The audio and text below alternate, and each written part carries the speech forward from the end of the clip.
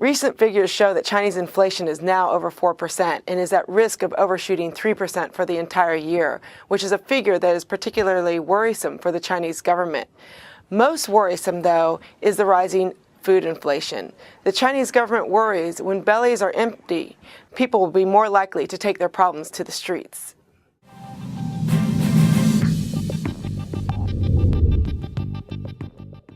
Food prices showed a 10.1% increase year-on-year in October, and sources on the ground suggest that it actually could be much higher than this. Furthermore, the statistical measurement of CPI, the system itself, is outdated. It's based on measurements set in 1990 that do not reflect the current reality on the ground.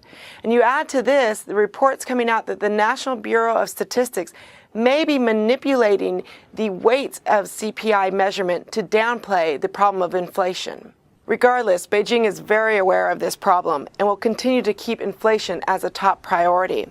However, appreciating the RMB, which is an effective tool for combating inflation, will not happen quickly. Instead, Beijing is focusing on tightening monetary policy through reducing bank lending by raising reserve ratios and interest rates. But taming food inflation will be difficult, and the National Development and Reform Commission is now discussing new measures, including new price controls, as well as punishments for hoarding and punishments for mayors and local officials, called the Mayor Responsibility System. Inflation strikes fear in Beijing because it is an issue that can transcend boundaries. And if protests and riots spread, containing public sentiment can be difficult.